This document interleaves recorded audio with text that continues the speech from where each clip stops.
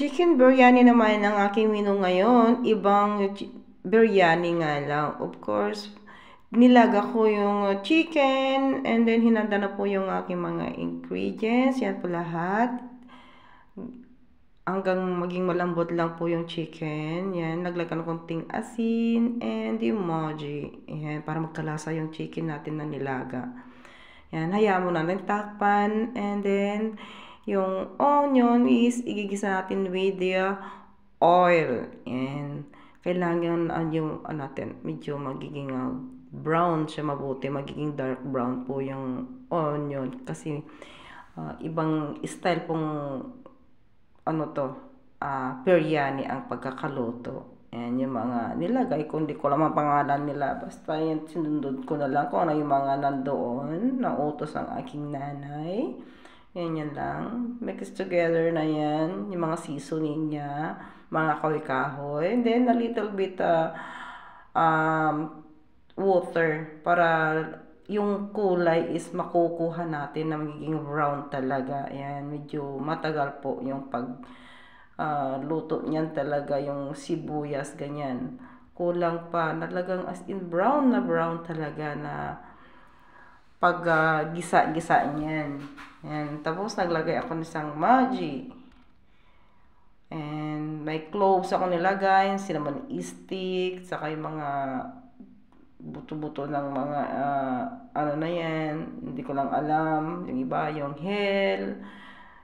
Tapos naglagay ako ng bell pepper, ganyan lang pagkahiwa, hindi maganong malaki, hindi naman ganong maliliit, ganyan lang. And then isang kamatis, yan, mix it together, ganyan lang, kasi yan po yung pinaka ilalim niya, hindi ka nahahalo. Parang biryani talaga, ibang style nga lang ang pagkakaroon ng biryani without the potato. Yan. And then, yan na, pinagminsan ako nilagay yung turmeric powder, curry powder, black pepper powder, black pepper. Yan, ganyan na pinaghalo. Then, continue mixing para may halo. And then, a little bit salt. Yan. Para magkaroon ng lasa po yung mga ingredients sa ilalim. Ganyan lang po kasimple. Nung una, hindi ko alam. Pero, madali lang naman pala. And then, nilagay ko na yung chicken. Tinanggal ko na kasi luto na siya. And, sisit aside na natin. Kasi, dyan sa pinaglagaan ko is, dyan ko rin ilalagay yung rice. Ilalaga talaga yung rice dyan. Lulutuin dyan yung rice. And, ganyan lang. Yan. Yung biryani na isa kasing unang lunuto ko is walang lasa po, plain water lang. Dyan is magkakaroon ng lasa yung rice. Takpan at lutuin lang ng kaunti. And then yung tinanggal nating chicken is ilalagay na dyan sa pinakailalim. Diyan kung saan ako naggisa ng mga seasoning, yung panlasa sa ilalim. Ganyan lang po. And then nilagay ko yung parsley leaves.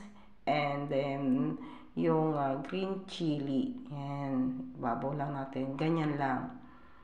Diba? Napaka-simple lang naman pala. And then, yung rice na nalaga.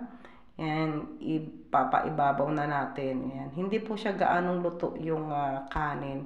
Diyan na siya maghinhin. Kumbaga, maluto. Yan lang. Napaka-simple lang naman po. Ibang style pong biryani yan. Napaka simple at malasa din. Yun nga lang po yung pag ano niya is ilang beses mo lulutuin separate, 'di ba?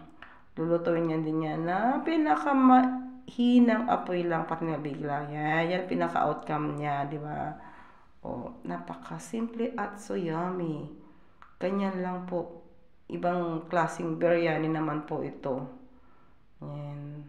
Thank you for watching everyone sa aking pagluto ng aking chicken biryani.